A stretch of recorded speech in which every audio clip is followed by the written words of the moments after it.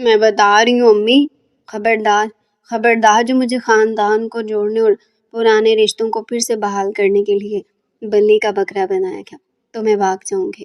وہ اپنی بڑی بڑی آنکھیں نکالے رونی صورت لیے ماں سے بولی، جو خود سر پکڑے بیٹھی تھی۔ آہستہ بولو عارف، اگر کسی نے سن لیا تو ایک ہنگامہ ہو جائے گا۔ تمہارے ابا تو ویسے ہی بھرے بیٹھے ہیں، اوپر سے تمہارے دادا ابو کی نازک طبیعت، کرے تو کیا کرے۔ وہ خود نہیں چاہتے کہ تم ان سب کے بیچ پھنسو۔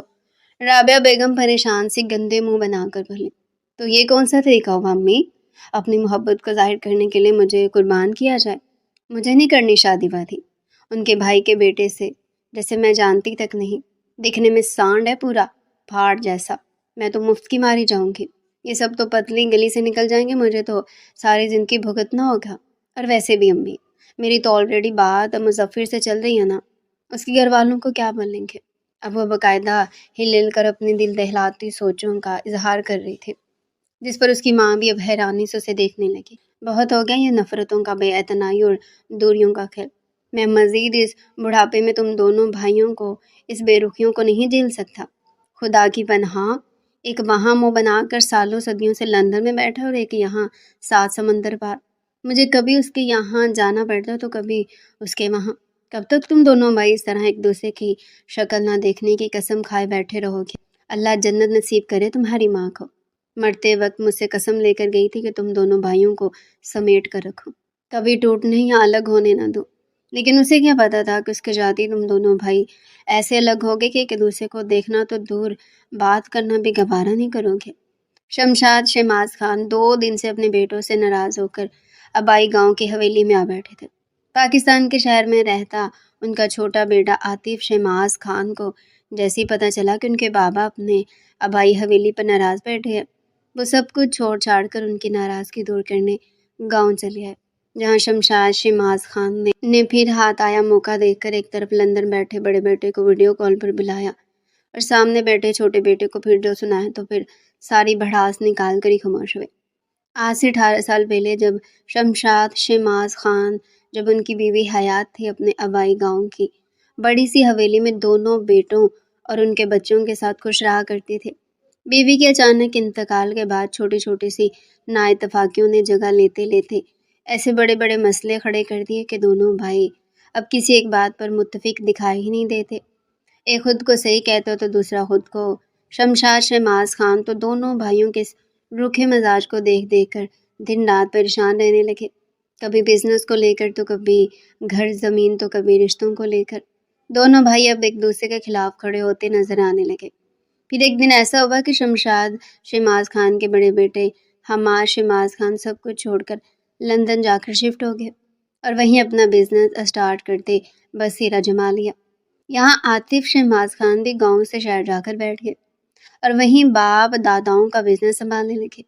پیچھے بچے شمشاد شہماز خان جو کبھی ایک بیٹے کے پاس جاتے، اسے سمجھاتے تو کبھی دوسرے کے، ایسے ہی دن سال گزرنے لگے، لیکن دونوں بھائی کبھی ایک نہ ہوئے۔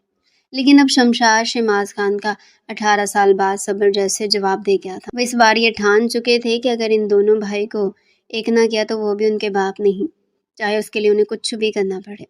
حماد، اگر تم پاکستان نہ آئے تو میرا مرا ہوا منہ دیکھو گے، اور یاد رکھنا قیامت کے دن میں تم دونوں بھائیوں کو معاف نہیں کروں گا۔ انتہائی غصے میں گئے تھے شمشاد شہماز خان فون کاٹتے اٹھ کر کمرے سے چلے گئے، جبکہ لندن میں بیٹھے حامد اور پاکستان میں بیٹھے عاطف پریشان حال گہری سوچ میں ڈوب گئے کہ اب کیا کریں، کیا نہیں کرنا کیا تھا۔ حماد لندن سے سیدھا پہنچ گئے اپنے آبائی گاؤں کی حویلی، 1 ہفتے کے اندر اپنی بیوی کے ساتھ۔ اب تو خوش ہے نا آپ؟ لیجیے، توڑ دی قسم میں نے، آ گیا میں آپ کے پاس۔ اب تو قیامت کے دن ناراضگی ظاہر نہیں کریں گے نا؟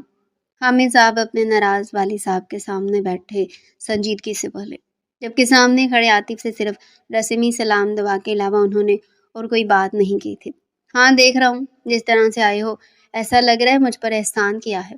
میرا پوتا نہیں آیا، میرا شیر؟ شمشاد شہماز خان سر اٹھا کر دروازے کی طرف دیکھتے پوچھنے لگے۔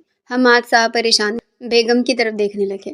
وہ بابا، دراصل اس کی بہت ضروری میٹنگ تھی جس کی وجہ سے وہ آ نہیں سکا، بس میٹنگ اٹینڈ کرتے ہی آ جائے گا۔ حماد صاحب بہانہ گھڑتے بولے، اصل میں وہ اپنے بیٹے کو پاکستان لانا چاہتے ہی نہ تھے، لیکن اب والد صاحب کی چبھتی نظریں انہیں شرمندہ کر رہی تھی۔ اور عاطف تم بتاؤ، میری پوتیاں، میری رانیاں، بیٹیاں کہاں ہیں؟ انہیں کیوں نہیں لائے گا؟ اب ان کی توپوں کا رخ چھوٹے بیٹے کی طرف ہوا، جس پر وہ اچانک گڑبڑا گیا۔ وہ بابا، دونوں بچوں کے پیپر چل رہے ہیں۔ ارحب تو بہت ضد کر رہی تھی آپ کے پاس آنے کے لیے۔ جب سے آپ کی طبیعت کا سنا ہے، اس نے رو رو کر برا حال کیا ہوا ہے۔ میں لاؤں کو دونوں بچیوں کو، بس پیپرز ہو جائیں۔ عاطف بات سنبھالتے بولے، وہ سچ کہہ رہے تھے، شمشاد شہناز خان جانتے تھے۔ تم دونوں بھائی جو کھیل میرے ساتھ کھیل رہے ہو نا، بخوبی جانتا ہوں میں۔ جیسے تم دونوں اپنی سڑی شکلیں بنائی یہاں بیٹھے ہو نا، تم دونوں چاہتے ہو میرے بچے بھی آپس میں ایسے ایک دوسرے سے سڑے رہیں، لیکن میں ایسا ہونے نہیں دوں گا۔ شمشاد شہناز خان کھانستے ہوئے بولے۔ ارے بابا، کیوں خود کو ہلکان کر رہے ہیں؟ ناراضگی تھوک دیں۔ اب تو میں نے عاطف کو اپنے گلے بھی لگا لیا، آپ بھی جلدی ٹھیک ہو جائیں۔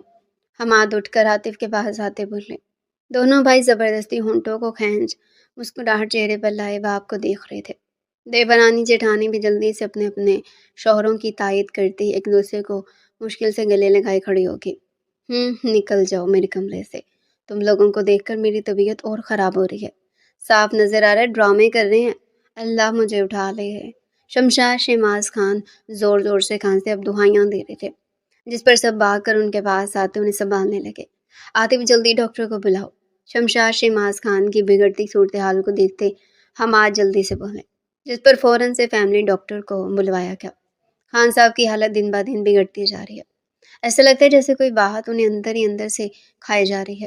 آپ لوگ کوشش کریں انہیں ہر بات پر خوش رکھیں، کوئی بات انہیں ناراض نہ کرے، اس طرح سے ان کی حالت بہتر ہو سکتی ہے۔ دوائیاں میں لکھ رہا ہوں، یہ کھلاتے رہیں۔ ڈاکٹر معائنہ کرتا انہیں ہدایت دیتا رخصت ہو گیا، جبکہ وہ چاروں باہر کمرے سے آتے پریشان ایک دوسرے کو دیکھنے لگے۔ اب کوئی اور چارہ نہیں تھا سوائے اس کے کہ ان کی ہر بات مان لی جائے۔ عاطف صاحب صبح ہوتے ہی شہر سے جا کر ارحب اور ہانیہ کو لے آئے تھے۔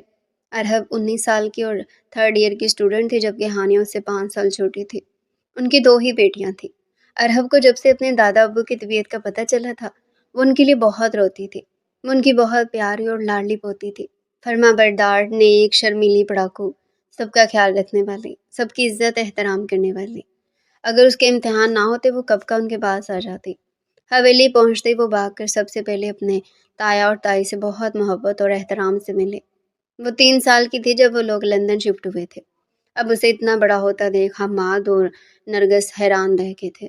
سب سے بڑھ کر وہ جس محبت اور احترام سے ان سے ملی، وہ اس سے بہت خوش ہوئے تھے۔ دادا ابو، وہ جیسے کمرے میں آئی اس کی آواز سن کر شمشاد شہناز خان خوش ہوتے اپنے بازو اس کی طرف بھاگ کرتے اچانک سے اس بیٹھے، اور وہ بھاگ کر آتی ان کے سینے سے لگی روتے۔ میرا بچہ، میری جان، میری شہزادی آ گئی، اسے پیار کرتے بولے۔ یہ آپ نے کیا حال کر لیا ہے دادا ابو؟ اب میں آ گئی ہوں نا آپ کے پاس، اب آپ جلدی ٹھیک ہو جائیں گے، میں آپ کا بہت خیال رکھوں گی۔ آنسو صاف کرتی وہ پیار سے انہیں دیکھتے بولے۔ ہاں اب سب ٹھیک ہی ہوگا میری بچی، وہ بھی اسے سینے سے لگائے زومائنی انداز میں بولے تھے۔ عاطف بھائی تو فوراً جا کر اپنی بچیوں کو لے آئے اور خود کو ابا جان کے سامنے سرخرو کر کے۔ اب ہم کیا کریں گے نرگس؟ ناخن چباتی بولی۔ اس وقت جب پریشر میں تھے تبھی کو سوچ کر حماد فون اٹھاتے کسی کو ملانے لگے اور کان سے لگایا۔ ہیلو ڈیڈ، کیسے ہیں آپ؟ دادو کیسے ہیں؟ سامنے سے آہان کی حشار بشاش آواز آئی، اور پھر حماد صاحب نے شروع سے آخر تک ساری صورتحال سے اسے آگاہ کر دیا، جسے سن کر وہ بھی کچھ پل کو چپ رہ گیا، پھر بولا تو صرف اتنا ہی ہے کہ میں آ رہا ہوں۔ حماد فون رکھتے سر پکڑے بیٹھے تھے جب دروازے پر دستک ہوئی۔ دونوں میاں بیوی حیرانی سے ایک دوسرے کو تکنے لگے کہ کون آ سکتا ہے۔ عاطف یا اس کی بیوی سے تو کوئی امید نہیں تھی۔ کون ہے، آ جاؤ، حماد نے کہا۔ تبھی دروازہ کھولتی ارحب اندر آئی، جس کے ہاتھ میں 2 کپ چائے تھی۔ تایا ابو، میں نے سوچا امی ابو کو چائے دے رہی ہوں تو آپ لوگوں کو بھی دے آؤں، وہ مسکرا کر بولے۔ حماد اور نرگس ایک دوسرے کو دیکھ کر مسکرا دیے۔ وہ باقی بہت پیاری، سب کا خیال رکھنے والی بچی تھی۔ آئیں میں آپ کا سر دبا دیتی ہوں۔ وہ حماد کے پاس آتی ان کا سر جیسے ہی دبانے لگی، وہ چونکتے ہوئے سے انکار کرنے لگے، لیکن ان کے لاکھ انکار کرنے پر بھی وہ حماد کا سر دبانے لگے۔ پھر حماد نے بہت پیار سے اسے دعائیں دیتے واپس بھیجا۔ لگتا ہی نہیں ہے یہ ضدی اور سخت مزاج خڑوس عاطف کی بیٹی ہے، اتنی پیاری بچی، واقعی اس نے تو دل جیت لیا، اللہ اس کے نصیب اچھے کرے۔ حماد بہت خوش ہوتے بولے تھے۔ نرگس بھی اس کے لیے اپنے دل میں نرم گوشہ محسوس کر رہے تھے، اور پھر چند ہی دنوں میں نہ صرف اس نے شمشاد شہناز خان کا بلکہ اپنے والدین کے ساتھ تایا تائی کا بھی ایسا خیال رکھا کہ انہیں ارحب کی صورت جیسے ایک بیٹی مل گئی ہو۔ اسے بہت رغبت اور محبت محسوس کرنے لگے تھے۔ اپنے ساتھ لائی ڈھیر ساری کتابوں کو اٹھائے وہ لان کی طرف بڑھ رہی تھی۔ تبھی کوئی آندھی طوفان کی طرح اندر آتا اسے بری طرح ٹکرایا، جس سے وہ دھڑام ڈھیر ساری کتابوں کے ساتھ دوسرے پل فرش پر لیٹی تھی۔ ہائے اللہ، مار دیا، میری ہڈیاں ٹوٹ گئی، وہ زمین پر لیٹی دعائیاں دے رہی تھی۔ اہان وہ تو نیچے گری کتابوں کے ساتھ اس نازک نصف جو بڑی سی چادر میں خود کو چھپائے بیٹھی اب رو رہی تھی، حیرت سے دیکھنے لگا۔ اس کے پیروں کی طرف نظر کا چشمہ گرا تھا جسے اس نے جھک کر اٹھایا۔ ایم سوری، وہ اس کے پاس آتا ایک پیر موڑے بیٹھا۔ اب اتنا ہی بولا تھا جب وہ غصے سے اس کی طرف دیکھتی چلائی، اندھے ہو دکھائی نہیں دیتا؟ ایسے گھروں میں بھاگتا دوڑتا کھلے سانڈ کی طرح کون آتا ہے؟ ساری میری کتابیں گرا دی۔ وہ اپنی ہری ہری آنکھوں میں نمکین پانی لیے اسے دیکھتی بولی۔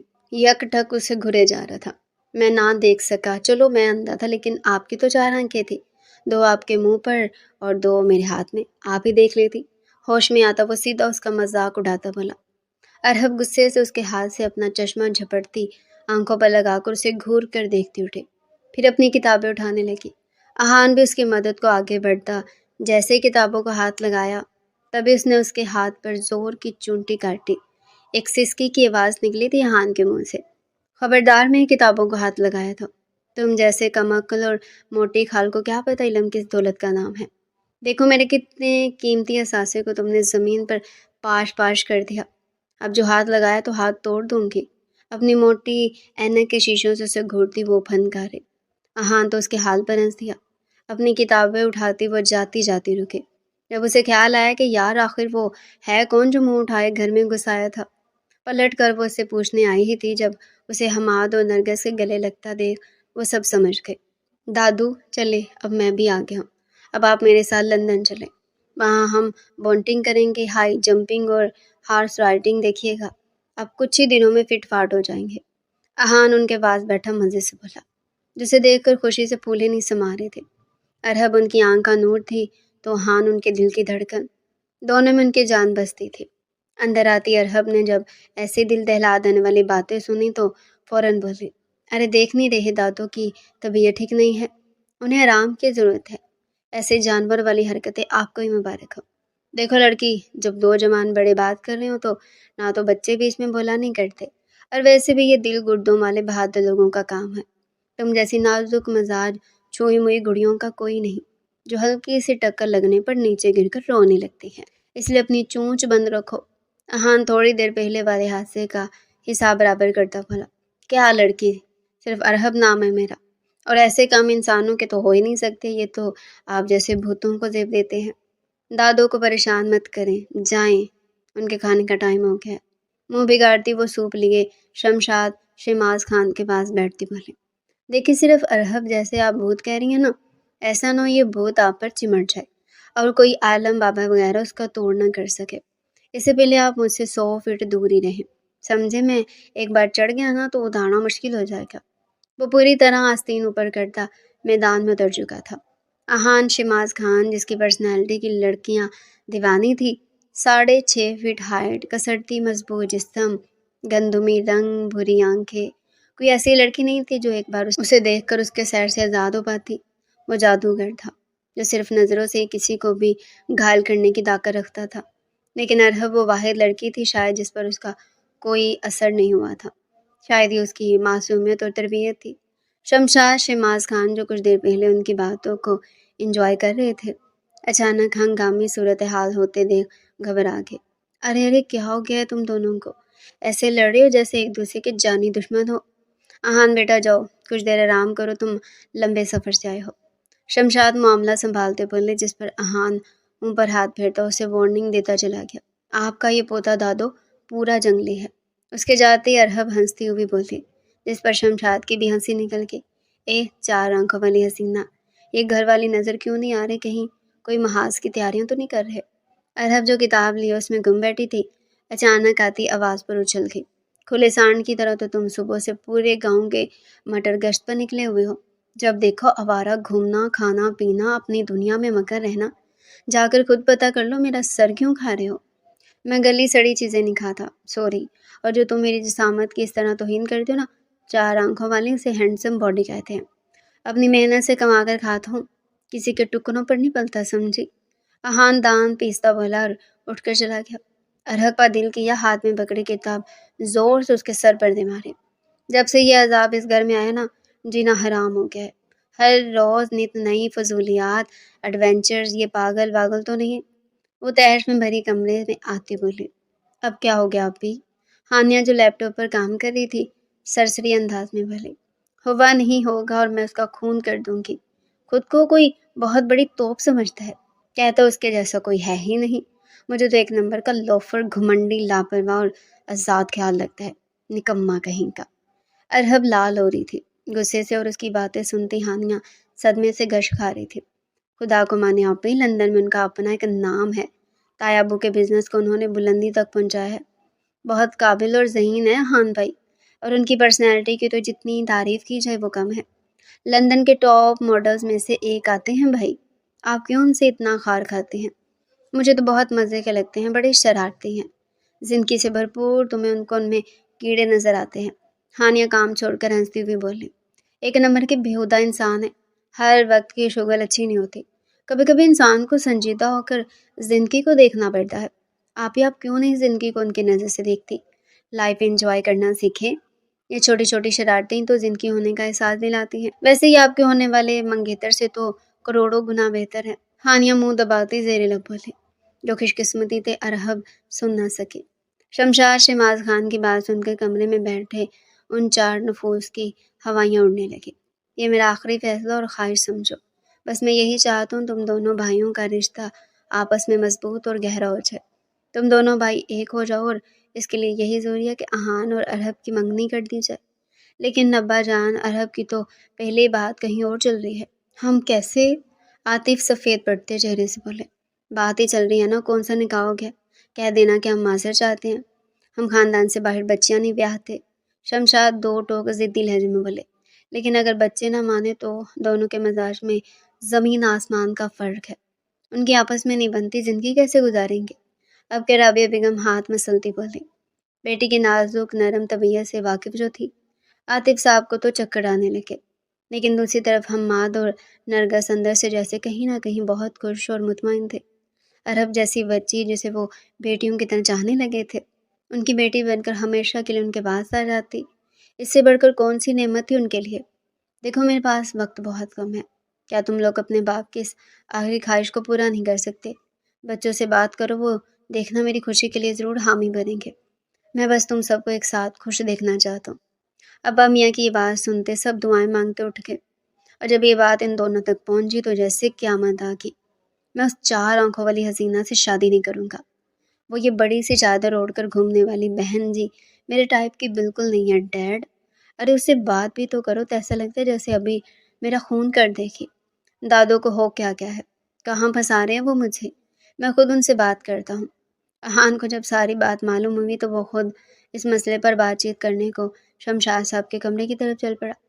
وہیں دوسری طرف ارحب کا رو رو کر برا حال تھا۔ میں بتا رہی ہوں امی، اس سانڈ سے شادی نہیں کروں گی، ایک آنکھ نہیں اچھا لگتا مجھے، لفنگا کہیں کا، جب دیکھو بندروں کی طرح کبھی پہاڑوں پر چڑھے گا تو کبھی گہرے سمندروں کے بیچ میں رہے گا تو کبھی آسمانوں سے کودے گا۔ یہ بھی کوئی انسان ہے؟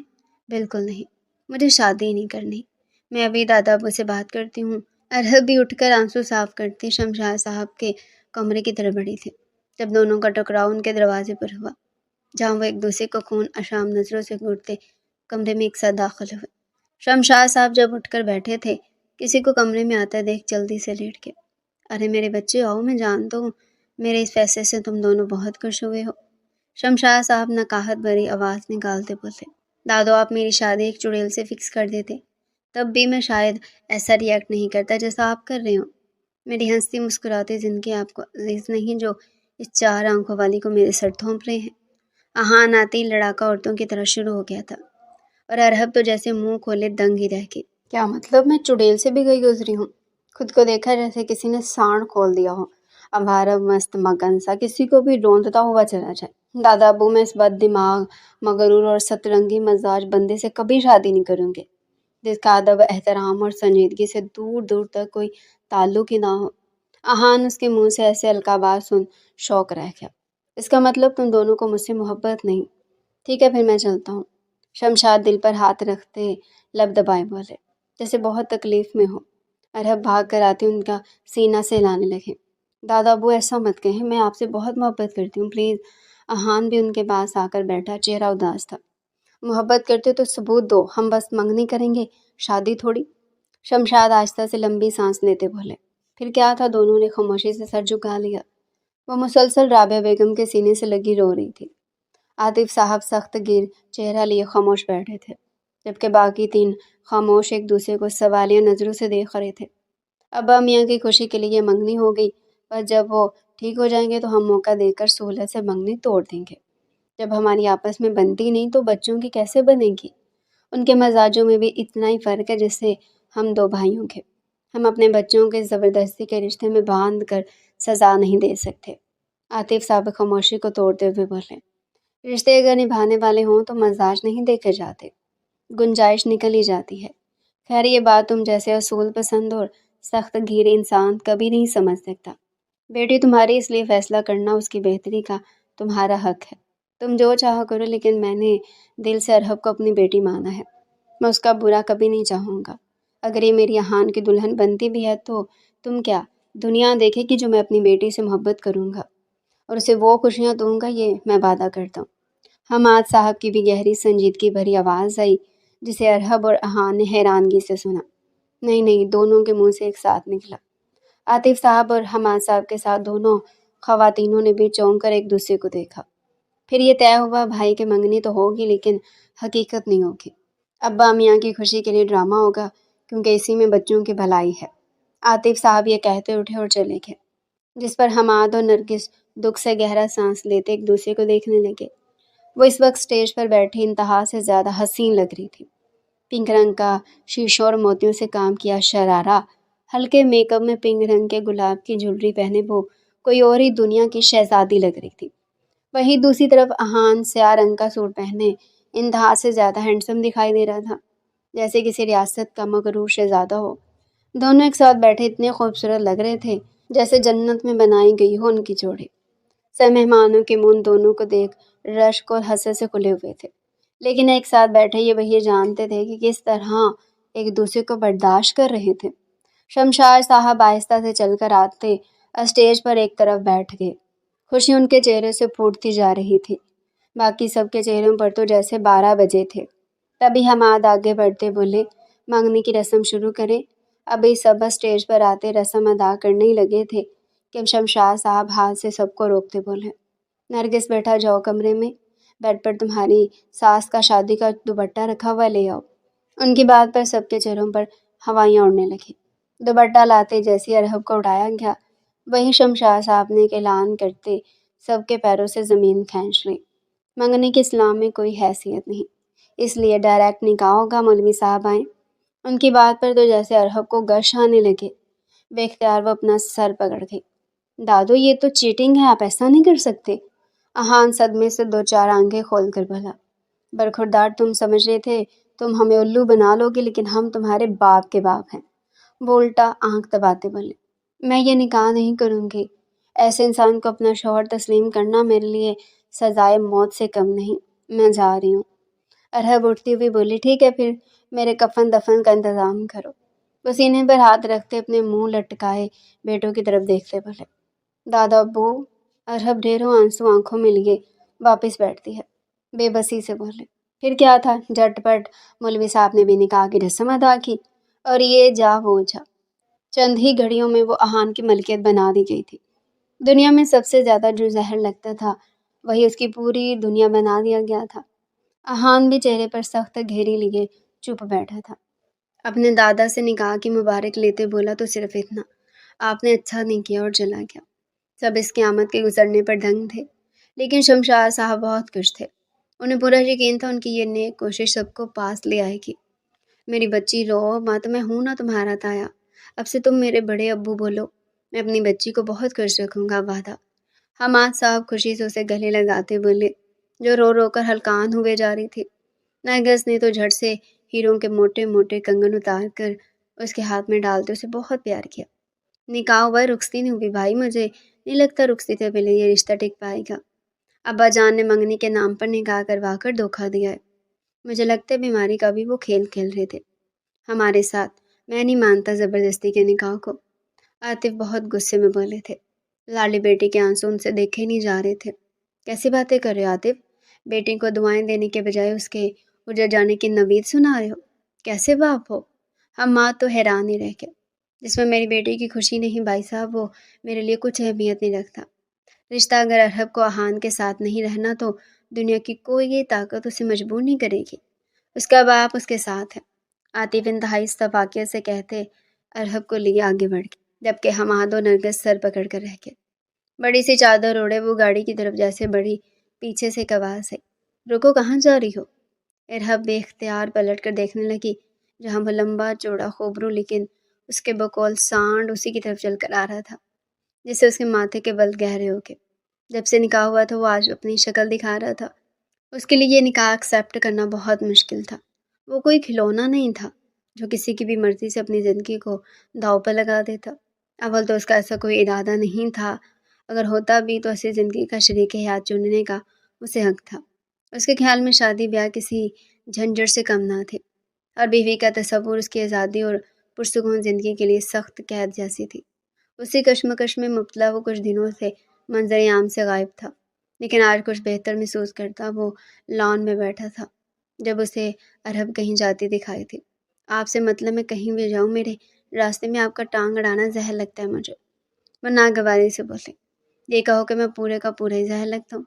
اب کہ وہ بھی تیکھا ہوا، مجھے آپ سے فضول بحث کرنی ہی نہیں ہے۔ وہ پلٹ کر گاڑی میں بیٹھی، لیکن احان کو ڈرائیونگ سیٹ سنبھالتا دیکھ جلدی سے بولی، ارے آپ کہاں آ رہے ہیں؟ میں خان بابا کے ساتھ جا رہی ہوں۔ خان بابا سے زیادہ آپ کو مجھ پر بھروسہ ہونا چاہیے بیگم صاحبہ۔ بے اختیاری میں اچانک اس کی زبان سے پھسلا، جس پر ارحب شرم سے سرخ ہو گئی۔ کسی قسم کا رشتہ جوڑنے کی کوشش بھی مت کیجیے گا، میں آپ کا شوہر کبھی تسلیم نہیں کروں گی۔ اور خان بابا بھروسے مند ملازم ہیں، بچپن سے وہ میری گود میں کھیل کر بڑے ہوئے ہیں۔ واٹ؟ حیرت کی زیادتی سے احان کی آنکھیں پورے حجم سے پھیلے۔ مطلب میں ان کی گود میں کھیلی ہوں؟ بہت بھروسہ کرتے ہیں بابا ان پہ؟ اب آنکھیں چھوٹی کر لیں کہیں باہر نہ گر پڑے۔ وہ منہ بسوڑتی بولی۔ اتنے میں ہانیہ وہاں بھاگ کر آتی بولی، ابھی آپ کی فائل وہاں رہ گئی تھی۔ اسے فائل پکڑاتی ہانیہ اب دلچسپ نظروں سے احان اور ارحب کو دیکھنے لگی۔ خان بابا کوئی اور کام کر لیں گے، میں فی الحال چل رہا ہوں۔ احان حتمی انداز میں بولا، آپ ہوتے کون ہیں پرمنٹ دینے والے کہ میں چل رہا ہوں؟ موصوف شوہر ہوتے ہیں آپ کے، ایک عدد، اور ہمارے اکلوتے بہنوئی۔ ہانیہ معصومانہ لہجے میں بولتی منہ پر ہاتھ رکھی، جس پر احان کا بے ساختہ کہکا گونجا۔ وہیں ارحب دان پیستی جوتا اتار کر ہانیہ پر نشانہ تاگنے ہی لگی تھی کہ وہ اندر بھاگی۔ شہر کی سب سے بڑی یونیورسٹی کے داخلی گیٹ سے اندر آتی وہ تیز تیز قدموں سے آگے بڑھ رہی تھی، اور ہان ادھر ادھر دیکھتا اس کے پیچھے چل رہا تھا، جسے نہ صرف لڑکے بلکہ لڑکیاں تک مڑ مڑ کر دیکھ رہی تھی۔ اس کی شخصیت اتنی خاص اور منفرد تھی کہ وہ سب میں اپنی ایک الگ ہی پہچان رکھتا تھا۔ 3 گھنٹے مسلسل اپنا کام ختم کرنے کے بعد وہ اس کی طرف متوجہ ہوئی تھی، جو تھکن اور بھوک سے نڈھال اس سے ہی گھور رہا تھا۔ بیگم صاحبہ، اگر آپ فری ہو گئی ہیں تو ہم غریبوں پر بھی نگاہیں کرم کر لیں، بھوک سے جان جا رہی ہے۔ احان تھک کے بیٹھتا بولا۔ ارحب چوٹ کرتی نظروں سے اس کے کسرتی وجود کو دیکھتی بولے، خبردار جو مجھے اس الفاظ سے پکارا تو چلاؤ، پتہ نہیں اتنا پھاڑ جیسا انسان ہمارے خاندان میں آ کیسے کیا۔ وہ دونوں کینٹین آتے کھانے پینے کی چیزیں آرڈر کرتے انتظار کرنے لگے۔ ارحب تو اپنی کتاب کھولے اس میں کھو گئی، جبکہ احان اسے غور سے دیکھنے لگا۔ کچھ ہی دیر گزری جب ایک آواز آئی، ارحب، اور ارحب نے جھٹکے سے گردن اٹھا کر اوپر دیکھا، جہاں مظفر حیرانی سے اسے اور پھر احان کو دیکھ رہا تھا۔ احان کے ساتھ ارحب کو بھی یہی حال تھا، تینوں ایک دوسرے کو کھوجتی نظروں سے دیکھ رہے تھے، چپ چاپ۔ پیپرز کے بعد تمام غائب ہی ہو گئے، یونیورسٹی بھی نہیں آئے، میں کتنا پریشان ہو گیا تھا۔ تمہارے والدین نے کوئی جواب بھی نہیں دیا، ممی ڈیڈی بہت بار پوچھ چکے مجھ سے تمہارا آخر تم تھی کہاں؟ اس کے برابر میں بیٹھتا ایک ساتھ کئی سوال کر گیا۔ ارحب تو ایسے پسینے پسینے ہونے لگے جیسے کوئی چوری پکڑی گئی ہو، جبکہ احان آنکھیں چھوٹی کرے مظفر کو ایسے دیکھ رہا تھا جیسے وہ کوئی عجوبہ دیکھ رہا ہو۔ ارحب ہی کی طرح چشمہ لگائے، سیدھی مانگ نکالے، ڈیلی سی ٹی شرٹ پہنے احان کو اپنی ہنسی روکنا مشکل لگنے لگا۔ احان کو لگا وہ ارحب کا کوئی دوست ہے شاید، وہ میں گاؤں چلی گئی تھی، ارحب ہکلاتی ہوئی بولی، یہ کون ہے ارحب؟ اب مظفر بہت انکمفرٹیبل سا دکھائی دیتا احان کو دیکھے ارحب سے بولا، یہ میرے کزن ہے احان شماز خان، لندن سے آئے ہیں۔ ارحب آدھا ادھورا تعارف کرواتی بولی، لیکن پتہ نہیں کیوں احان کو بالکل اچھا نہیں لگا۔ ارے پیاری کزن، ہمیں بھی تو ان کا تعارف کروائیں۔ اب کہ احان جل کر خاکستر ہوتا بولا۔ ارحب کچھ کہتی اس سے پہلے مظفر جلدی سے خود سے بولا، تاکہ سامنے والا کوئی امید نہ باندھے، میں ارحب کا بہت اچھا دوست ہوں اور بہت جلد ارحب اور میری بات پکی ہونے والی ہے۔ مظفر شرماتا ہوا چشمے کی اوٹ سے ارحب کو دیکھنے لگا۔ ارحب کی سانس اوپر کی اوپر رہ گئی، جبکہ احان فک چہرہ لیے بڑی بڑی آنکھوں سے مظفر کو دیکھتا رہا۔ وہ مسلسل 15 منٹ سے ہنس رہا تھا، ہنس ہنس کر اس کے پیٹ میں اب بل پڑ چکے تھے، اور ارحب خون رنگ آنکھوں سے اسے ضبط کیے دیکھ رہی تھی۔ وہ گھونچو، وہ ماچس کی تیلی جیسا وہ تمہارا فیوچر ہسبینڈ بننے والا تھا۔ سیریسلی، تمہیں اور کوئی نہیں ملا اس پوری دنیا میں ارحب اس کے علاوہ؟ احان پیٹ پر ہاتھ رکھے بس ہنسے ہی جا رہا تھا، کیوں کیا برائی ہے، اس میں اچھی فیملی سے ہے، مجھے سمجھتا ہے، سمجھدار ہے، صرف شکل میٹر نہیں کرتی۔ ارحب غصے سے لال ہوتے بولے، وہ تمہارے قابل نہیں ہے ارحب، اس کے علاوہ بھی بہت کچھ ہوتا ہے جو تمہارا خیال رکھ سکے، تمہیں پروٹیکٹ کرے۔ یہ بیچارہ تو خود کو پروٹیکٹ کر لے، بہت بڑی بات ہے، اور کتنے فخر سے میرے سامنے بیٹھ کر وہ چوزا میرے منہ پر میری بیوی کو اپنا بنانے کی بات کر رہا تھا۔ احان بنا سوچے سمجھے روانی میں بولے جا رہا تھا، ایک چنگاری تھی کہ اس کے اندر ہلکی ہلکی جل رہی تھی۔ Shut up, just shut up. Arhab ایک دم چیخے، تم ہوتے کون ہو یہ جج کرنے والے کہ میری زندگی کے لیے صحیح کیا ہے اور غلط کیا؟ تمہیں کس نے حق دیا ان لوگوں کا مذاق اڑانے کا جو میری زندگی میں خاص اہمیت رکھتے ہیں؟ تمہیں لگتا ہے تم بہت بڑے 30 مار خان ہو، تم جیسا کوئی ہے ہی نہیں اس دنیا میں، تم ہینڈسم، گریٹ اور بہت اسمارٹ ہو، کوئی لڑکی تمہیں ریجیکٹ کر ہی نہیں سکتی۔ تو سنو احان شماز خان، میں تم پر اس چوزے کو پھونکے دوں گی، کیونکہ وہ تم جیسا خود غرض، خود پسند نہیں، جو سامنے والوں کو اپنے سامنے کمتر سمجھتا ہو۔ وہ مجھے بہت اچھے سے سمجھتا ہے، بس تمہاری طرح وہ مضبوط نہیں ہے، لیکن عزت کرنا بہت اچھے سے جانتا ہے۔ احان تو اس کے الفاظوں پر دنگ ہی رہ گیا، ایسا لگا پگھلا ہوا پیتل اس پر انڈیل دیا گیا ہو۔ کیا میں نے تم سے ایڈوائس مانگی کہ مجھے بتاؤ میری زندگی میں کون صحیح رہے گا، کون میرے ساتھ سوٹ کرے گا؟ نہیں نا، تو اپنی ٹانگ میری پرسنل لائف میں اڑانا بند کرو۔ یہ رشتہ زبردستی اور جھوٹ کے سوا کچھ نہیں ہے، تمہیں اچھے سے جانتے ہیں کہ ہم زیادہ دیر اس میں بندھے نہیں رہیں گے۔ الگ ہونا تو لازم ہے، تو پھر بار بار اس رشتے کی اہمیت جتا کر مجھے کمزور سمجھنا بند کرو۔ دادا ابو کے ٹھیک ہوتے میں ایک پل نہیں لگاؤں گی اس رشتے کو توڑنے میں۔ تمہیں شاید پھر کوئی فرق نہیں پڑنا چاہیے کہ میں کس سے رشتہ جوڑوں، کس سے نہیں۔ کیا میں نے تمہاری زندگی میں انٹرفیئر کرنے کی کوشش کی؟ نہیں نا، مجھے فرق نہیں پڑتا احان خان کس لڑکی کو چھوڑتا ہے، کس کے پاس جاتا ہے اور کس کو پسند کرتا ہے، تو اس لیے میری زندگی سے بھی دور رہو۔ اندر باہر آگ میں لپٹے گولے برساتی وہ خاموش تماشائی بنے احان کو ایک نظر دیکھتی تیزی سے آگے بڑھ گئی۔ خفت و ذلت کے تحت احان کے لب اتنی سختی سے بھنچے ہوئے تھے کہ گردن کی رگیں ابھر آئی اور کن پٹی سے نیلی لکیر پھڑپھڑاتی صاف دکھائی دینے لگی۔ آج تک کسی نے اس طرح ایسی باتیں سنانے کی ہمت اسے نہیں کی تھی۔ اسے دل پر تو بہت بری لگی، لیکن وہ جھوٹ تو نہیں، سب سچ تھا۔ ایک نہ ایک دن تو دونوں کو الگ ہونا ہی تھا، پھر وہ کیوں بار بار اسے مذاق میں ہی صحیح اس رشتے کا حوالہ دیتے چھڑ رہا تھا، یہ وہ خود بھی سمجھ نہیں پایا۔ حماد کا ایسا نہیں ہو سکتا ہم عاطف بھائی سے بات کریں، انہیں راضی کرے اس رشتے کو قائم رکھنے کے لیے، ہم ارحب کو لے کر لندن چلے جائیں گے۔ نرگس بہت امید بھری نگاہوں سے شوہر کو دیکھتے بھلے، دونوں میاں بیوی ارحب کو بیٹیوں کی طرح چاہنے لگے تھے اور نہیں چاہتے تھے کہ ان کی بیٹی انہیں چھوڑ کر جائے۔ اپنی غرض، اپنی خوشی کے لیے نرگس، ہم یہ نہیں کر سکتے، کیا یہ دونوں بچوں کے ساتھ زیادتی نہیں؟ وہ دونوں ایک دوسرے سے بہت الگ ہیں۔ احان کسی کی پسند سے کپڑے نہ پہنے پھر تو یہ اس کی زندگی کا سوال ہے، کیا تم اسے ارحب کے ساتھ زندگی گزارنے پر مجبور کر سکتی ہو؟ نہیں نا، کیونکہ ہم جانتے وہ جس آزاد ماحول میں پل کر بڑا ہوا ہے، وہاں ایسا کوئی بھی کام اپنی مرضی سے کروانا سرے سے ہے ہی نہیں۔ اور پھر ارحب، وہ بچی بھی تو راضی نہیں، ہم کیسے اسے کہیں کہ وہ ہمیں چھوڑ کر نہ جائے؟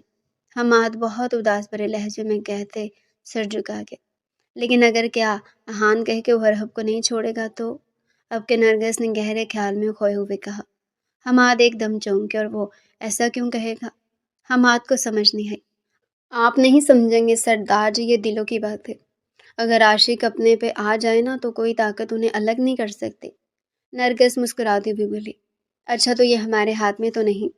حماد ان پر ہنستے بولے، بالکل، لیکن ہم کوشش تو کر سکتے ہیں اس کے دل میں محبت کا بیج بونے کی۔ باقی اگر دونوں کا قسمت میں جوڑ ہوا تو یہ بیج تناور درخت بننے سے کوئی نہیں روک سکتا۔ نرگس اپنے ہی خیال سے چہکتی ہوئی بولی تھی، جس پر حماد بھی ان کی نادان باتوں پر مسکرا دیے تھے، لیکن انہیں شاید یہ نہیں معلوم تھا کہ قدرت پہلے ہی اپنا وار کر چکی ہے۔ گاڑی تیز رفتار سے روڈ پر چل رہی تھی۔ نہ احان نے اس کی طرف دیکھا، نہ ہی اس نے احان کی طرف۔ دونوں اپنی جگہ پتھر بنے بیٹھے تھے۔ احان کو شدت سے ایک ہی بات کھائی جا رہی تھی، وہ یہ کہ اس کی بیوی نے کمزور سے بہت ہی عام انسان کو اس پر ترجیح دی۔ جو بھی تھا وہ اس کا شوہر تو تھا، ایک دن کے لیے صحیح وہ اس کے نکاح میں تو تھی، جس پر اس کی سانسوں سے بھی زیادہ اس کے شوہر کا حق تھا۔ وہ اس وقت اس کے ساتھ جو چاہے وہ کر سکتا تھا۔ کون تھا اسے روکنے یا اسے سوال کرنے والا؟ اچانک حق ملکیت کا احساس اس کے اندر جوش مارنے لگا۔ اس کے برابر بیٹھی وہ حسین لڑکی سے خوبصورتی سے نہیں بلکہ پاکیزگی، حیا اور ذہانت کی دولت سے بھی مالا مال تھی۔ وہ اس کی دسترس میں تھی، اس کی تھی۔ اچانک گاڑی نے بیچ سڑک پر زور سے بریک ماری۔ ارہب حیران ہوتی اس کی طرف دیکھنے لگی، جو سیدھ میں بنا پلکوں کو جھپکے ایک یک ٹک دیکھ رہا تھا۔ اس سے پہلے وہ کچھ پوچھتے احان نے آہستہ سے نظروں کا رخ اس کی طرف کیا، جیسے ارہب کی ریڑھ کی ہڈی میں سنسناہٹ سی دوڑ گئی۔ وہ خوف سے اسے دیکھتی دیوار سے جا لگی۔ احان کچھ پل اپنی سرخ انگارہ نگاہوں سے اسے دیکھتا، ایک گہری مسکراہٹ لبوں پر لیے گاڑی ایک جھٹکے سے آگے بڑھا گیا۔ حویلی کے سامنے جیسی گاڑی رکی، وہ تیز رفتاری سے گاڑی سے اترتی اندر بھاگ گئی۔ آج سے پہلے اتنا خوف اس نے کبھی محسوس نہیں کیا تھا۔ اس کی نگاہوں سے ایسا لگتا تھا جیسے وہ ارہب کا سب کچھ چھین لے گا، اور وہ کمزور نازک سے پھاڑ جیسے طاقتور شخص کا مقابلہ کبھی نہیں کر سکے گی، وہ ہار جائے گی۔ اسی خوف سے 3 دن وہ اپنے کمرے میں بند رہی۔ اس کی طبیعت بہت ڈھل چکی تھی۔ رات کے قریباً 2 بجے کا وقت تھا جب پیاس کی شدت سے اٹھتی وہ نیچے کچن کی طرف آئی۔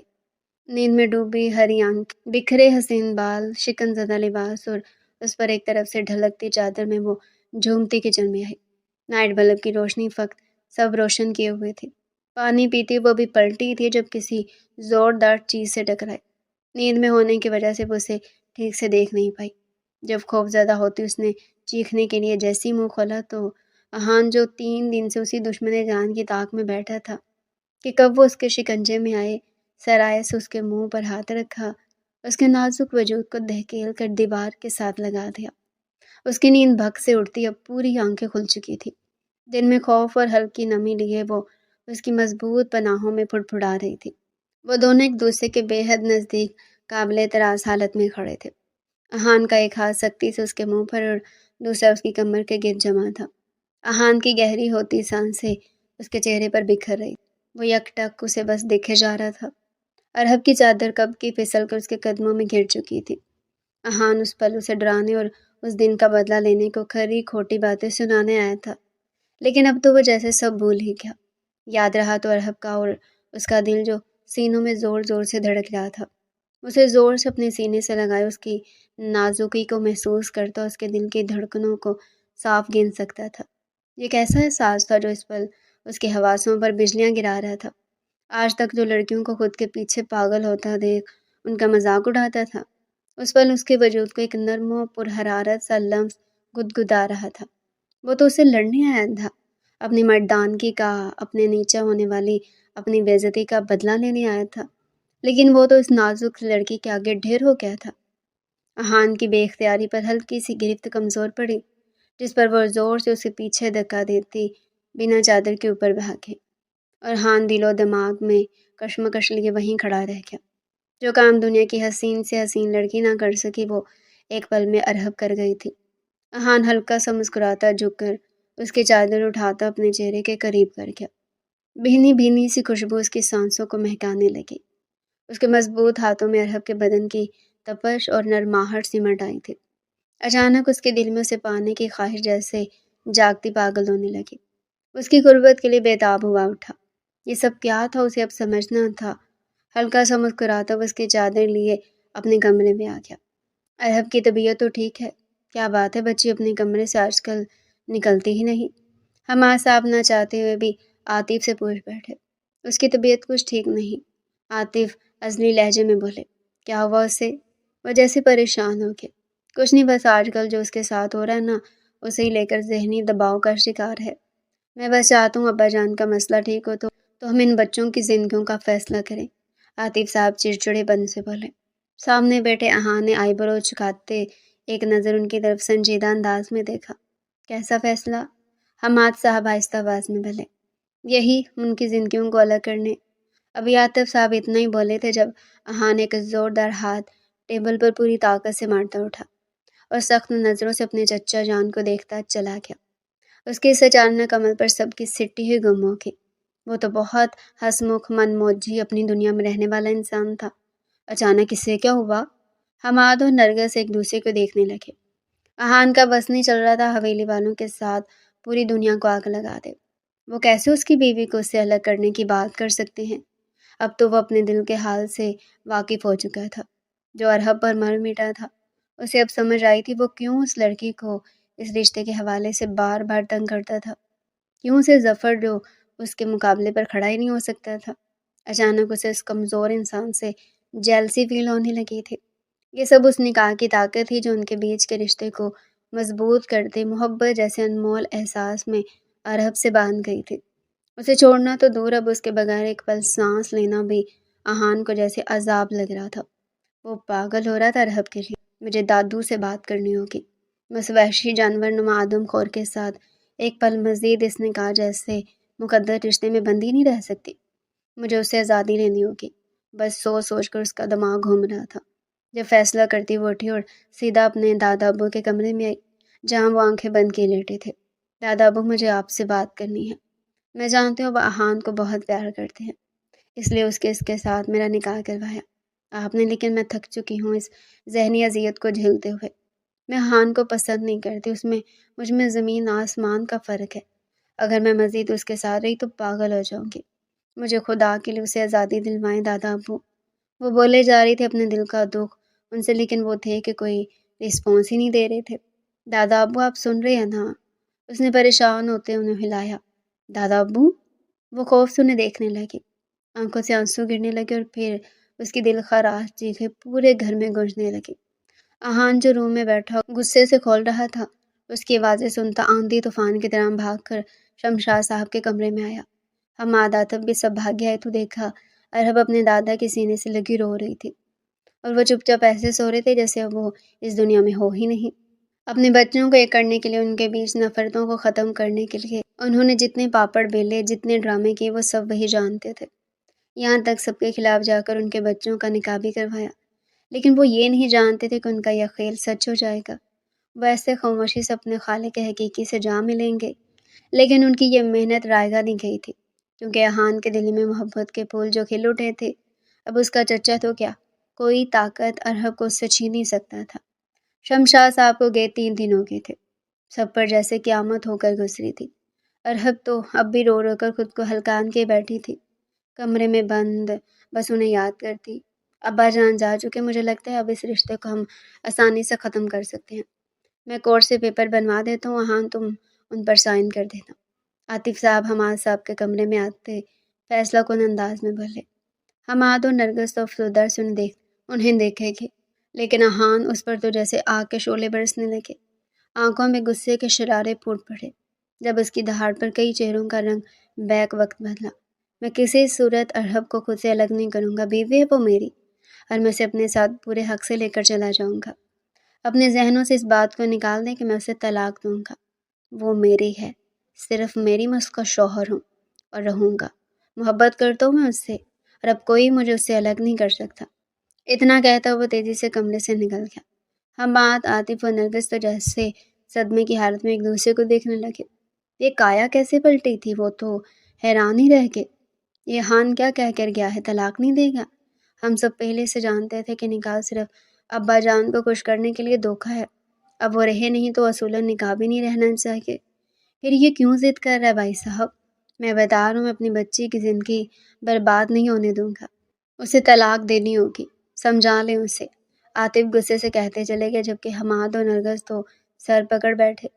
ہاں وہ چاہتے تھے کہ یہ نکاح نہ ٹوٹے، ان دونوں کے بیچ کچھ ایسا ہو جائے کہ وہ ایک ہو جائیں، لیکن یہاں تو ان کا چھوٹا بھائی ولن بن بیٹھا تھا۔ جو وہ ایک ہونے کا بھی کہتے تو وہ انہیں کبھی ایک نہیں ہونے دینے والا تھا۔ اب دیکھنا یہ تھا کہ اونٹ کس کروٹ بیٹھتا۔ ارحب بالکنی میں کھڑی تاروں کو دیکھ رہی تھی۔ اس کے کھلے بال ہوا سے لہرا رہے تھے۔ تبھی اسے احساس ہوا کہ کوئی اچانک اس کے پیچھے آ کھڑا ہوا ہے۔ اس نے جیسے ہی پلٹ کر دیکھا، احان سرخ آنکھیں لیے اس کے بہت نزدیک کھڑا تھا، ایسے کہ وہ ہل بھی نہیں سکتے تھے۔ احان تم؟ ابھی وہ گھبراتی اتنا جب احان وہ تھوڑی سی بھی بیچ کی دوری کو ختم کرتا ایک جھٹکے سے اسے اپنے سینے میں زور سے بھیج گیا۔ ارحب میں محبت کرنے لگا ہوں تم سے، مجھے تم سے اب بہتر کی تلاش اور نہ رہے گی، مجھے اب صرف تمہاری ضرورت ہے، تم صرف میری ہو، میں تمہیں کسی قیمت پر خود سے الگ نہیں کروں گا، تم سمجھ نہیں ہو نا میں پاگل ہو رہا ہوں ارحب تمہارے لیے، یہ سب مجھے تم سے الگ کرنا چاہتے، میں تمہارے بغیر جینے کا تصور بھی نہیں کر سکتا۔ اسے اپنی شدتوں اپنے جذبوں کا اظہار کر رہا تھا اور ارحب اس پر تو سکتہ طاری تھا۔ وہ اس کی پناہوں میں کھڑی خوف سے تھر تھر کانپ رہی تھی۔ احان نے اس کا چہرہ اپنے چہرے کے قریب کیا ہوا تھا، ایسے کہ اس کی سانسیں ارحب کے چہرے کو جھلسا رہی تھی۔ اس نے جھٹپٹا کر خود کو احان کی قید سے آزاد کرنا چاہا، لیکن اس کے جنون، اس کی دیوانگی کے آگے وہ بے بس ہوتی رونے لگی۔ ارحب پلیز رو مت، میں چلا جاتا ہوں، لیکن وعدہ کرو تم میری محبت پر ایمان لاؤ گی، تم مجھے چھوڑو گی نہیں، ورنہ میں خود کو ختم کر لوں گا۔ اتنا کہتا وہ آہستہ سے اس سے الگ ہوتا وہاں سے چلا گیا، اور ارحب دھڑام سے زمین پر گرتی شوق تھی۔ وہ اپنی محبت کا اظہار اس سے کر کے گیا تھا، لیکن اسے یقین کرنا بہت مشکل تھا۔ احان جیسا مرضی کا مالک اور محبت، کہیں اس کا کوئی گھٹیا مذاق تو نہیں تھا۔ ایک عجیب سی الجھن تھی جس میں گھر کے سب لوگ اپنی اپنی جگہ الجھے ہوئے تھے۔ کچھ سمجھ نہیں آ رہا تھا کہ کیا کرے۔ احان طلاق دینے کو تیار نہیں تھا، ارحب اس کے ساتھ رہنا نہیں چاہتی تھی، عاطف بیٹی کی طرف تھے تو حماد بیٹے کی طرف، سب اپنی اپنی جگہ ایک جنگ لڑ رہے تھے۔ ارحب میری بچی ہوگا وہی جو تم چاہو گے، کوئی تمہارے ساتھ زبردستی نہیں کر سکتا، تمہارا باپ ابھی زندہ ہے، تم نہیں رہنا چاہتی اس کے ساتھ بولو۔ عاطف اور وہ لون میں بیٹھے بات کر رہے تھے۔ ارحب گہری سانس لیتی خالی ذہن سے ان کی طرف دیکھنے لگی۔ ایک طرف احان کے وہ لفظ، وہ اس سے محبت کرتا ہے، تو دوسری طرف اس کا دل جو بالکل خاموش تھا۔ اسے سمجھ نہیں آ رہا تھا وہ کس طرف جائے، احان کی طرف یا اپنے دل کی طرف۔ عاطف نے اس کے سر پر ہاتھ رکھا اور اٹھتے بولے، تم جو کہو گی وہی ہوگا، اور چلے گئے۔ ارحب اکیلی بیٹھی تھی خیالوں میں گم، تبھی کسی کی آواز پر چونکتی ہوئی اٹھی۔ مظفر اسے آواز دیتا اس کے پاس آ رہا تھا۔ وہ حیران ہوتی اٹھی، کیسی ہو ارحب؟ میں نے تمہارے دادا ابو کا سنا، بہت افسوس ہوا، اس لیے میں چلا آیا۔ مظفر اسے دیکھتا بولا، تبھی احان جو جوگنگ کرتا آ رہا تھا مظفر کو ارحب کے ساتھ دیکھتا اس کا دماغ گھوم گیا۔ وہ بھاگ کر آتا بنا کچھ سوچے سمجھے مظفر کو دونوں ہاتھوں میں اٹھاتا درخت کے ساتھ لگا گیا۔ مظفر ٹھہرا 5 فٹ 3 انچ کا دھان بان سا لڑکا، جبکہ احان 6 فٹ 2 انچ کا کسرتی مضبوط جسم کا مالک۔ وہ کہاں اس پھاٹ جیسے انسان کی طاقت کا مقابلہ کر سکتا تھا، اس لیے ہوا میں ہاتھ پیر چلانے لگا۔ تیری ہمت کیسے ہوئی میری بیوی کے پاس آنے کی؟ جان لے لوں گا میں سب کی جو مجھے ارحب سے دور کرنے کی کوشش کرے گا۔ احان غصے میں اول فول بکنے لگا، احان چھوڑو اسے، احان تمہیں میری قسم۔ ارحب احان کے ہاتھوں کو کھینچ رہی تھی۔ اچانک بگڑتی صورتحال پر وہ پریشان سے ہو گئی۔ تبھی احان ایک جھٹکے سے اسے چھوڑتا ارحب کے پاس آیا۔ مظفر دھڑام سے زمین پر گرا۔ ارحب اسے بتاؤ کہ اب سے تم میری بیوی ہو، میری محبت میں بالکل برداشت نہیں کروں گا کہ وہ تمہارے قریب ہے۔ احان کی رگیں تن گئی تھی، وہ غصے سے دہاڑ رہا تھا۔ احان خان میں کوئی کھلونا نہیں ہوں جسے تم اپنی مرضی سے چلاؤ گے، یہ میری بھی زندگی ہے، میرے بھی جذبات ہیں، احساسات ہیں، کیا تمہیں ان کی کوئی پرواہ نہیں؟ خدا کے لیے مجھ پر رحم کھاؤ، مجھ پر زبردستی کا دباؤ ڈالنا بند کرو، میرا دم گھٹ رہا ہے، یہ تمہاری محبت نہیں صرف ضد ہے مجھے نیچا دکھانے کی، تم مجھے توڑنا چاہتے ہو بس۔ وہ ہچکیوں سے روتی بولی اور کمرے کی طرف بھاگ گئی۔ احان پتھر بنا وہیں کھڑے کا کھڑا رہ گیا۔ مظفر افسوس سے اسے دیکھتا قریب آیا۔ اگر محبت کرتے ہو تو اپنی محبت ثابت کرو احان۔ احان خان زبردستی کرنے سے محبتیں نہیں جیتی جاتی، خود کو توڑ کر جھکا کر محبتیں جیتنا پڑتی ہے، قربان ہونا پڑتا ہے، محبت کے اشاروں پر چلنا پڑتا ہے، پھر کہیں جا کر آپ سرخرو ہوتے ہیں اپنے امتحان میں۔ مظفر اس کے کاندھے پر ہاتھ رکھ کر مسکراتا بولا اور چلا گیا۔ ارحب کمرے میں آتی زور زور سے رو رہی تھی۔ تبھی کسی نے بہت پیار سے اسے اپنی باہوں میں بھرا۔ میں شاید غلط ارحب، لیکن محبت پہلی بار ہوئی ہے نا تو پاگل ہو گیا، یہ سوچ کر کے کہ تم مجھ سے الگ نہ ہو جاؤ، کہیں ہر کسی سے لڑنے لگا۔ لیکن محبت میں ہار کر جیتا کیسے جاتا ہے مجھے اب سمجھ آئی۔ میں تم سے ہمیشہ محبت کروں گا، تم چاہو ساتھ دو یا نہیں، لیکن میرا دل صرف تمہارے لیے دھڑکے گا۔ اب احان کی زندگی میں ارحب کے علاوہ کوئی نہیں آئے گا۔ میں واپس چلا جاؤں گا لندن، تم فیصلہ کر لو ارحب، تم ہر فیصلے میں آزاد ہو، لیکن اتنا یاد رکھنا کہ احان خان تمہارے بغیر مر جائے گا۔ ارحب جو حیران ہوتی اس کی آنکھوں میں دیکھ رہی تھی، اس کی آنکھ سے جھلکتا آنسو دیکھ کر ارحب کا دل پگھل گیا۔ اس نے بے یقینی سے ہاتھ بڑھا کر اس کی آنکھ کا بھیگا گوشہ صاف کیا۔ جب تک احان نہ کر سکا وہ اس پر ایک آنسو نے کر دیا۔ ارحب نے منٹوں میں ایک فیصلہ کیا تھا۔ احان جھکا اور اس کے دونوں ہاتھوں کو تھام کر ہونٹوں سے لگاتا پلٹ کر جانے لگا۔ احان کیا اکیلے جا رہے ہو؟ ارحب کی ہلکی آواز پر اس کے قدم رکے۔ جب وہ پلٹ کر بھیگی آنکھوں سے اسے دیکھنے لگا۔ مجھے بھی تو چلنا ہے تمہارے ساتھ، میں بھلا اکیلی یہاں کیا کروں گی؟ سانڈ کے بغیر اب میرا بھی دل مجھ سے لڑتا ہے، وہ ہلکا سا مسکرا کر بولی، اور احان وہ تو جیسے صدمے میں ہی تھا۔ ٹھیک ہے پھر تم مراقبے میں کھڑے رہو، میں بابا سے کہتی ہوں کہ احان اکیلا جا رہا ہے، لندن اس کی ٹکٹ کروا دے۔ اتنا کہتی وہ اس کے برابر سے جانے لگی۔ جب احان ہوش میں آتا خوشی سے اسے گود میں اٹھائے گول گھوم گیا۔ ارحب کی ہنسی کی جھنکار پورے کمرے میں گونجنے لگے۔ تم سچ کہہ رہی ہو ارحب؟ تم میرے ساتھ چلو گی؟ وہ محبت پاش نظروں سے اسے دیکھتا بولا، ہاں تمہاری محبت پر ایمان لانا ہی پڑا، تم نے کوئی راستہ چھوڑا ہی نہیں۔ میں اب تم سے الگ ہو بھی جاتی تو کسی اور کی نہیں ہو سکتی تھی۔ وہ بھی اس کی آنکھوں میں دیکھتی یقین سے بولی۔ جب احان خود پر کنٹرول کھوتا ایسا خوشی سے سرشار ہوا کہ بے اختیار وہ ارحب کے ہونٹوں پر اپنے ہونٹ رکھ کر جیسے بھول گیا۔ ارحب کی تو آنکھیں پھیل تھی، دل دھڑکنے لگا، لیکن احان وہ اب کہاں کسی کے قابو میں آنے والا تھا۔ وہ تو ایسے اس کے ہونٹوں کے جام پینے میں مشغول تھا جیسے یہ اس کا نشہ ہو، جو اس کے جسم میں گھلتا سکون دیتا ہو۔ اب ارحب آہستہ سے آنکھیں بند کرتی، اس کے جنون کو کم کرنے کے لیے اس کا ساتھ دیتی، خود کو اس کے حوالے کر کے۔ اب اسے اپنی خوشیوں کو پانے کے لیے اپنے پیارے بابا کو راضی کرنا تھا، جو کہ اتنا بھی مشکل نہیں تھا۔ ڈیئر ریڈرز، یہ تھا آج کا ہمارا مزے کا ناول۔ اگر آپ ایسے ہی مزے کے انٹرسٹنگ ناول ہمارے چینل پر ڈیلی سننا چاہتے ہیں تو چینل کو سبسکرائب کریں، ویڈیو کو لائک کریں اور کمنٹ سیکشن میں اپنی رائے لازمی دیں۔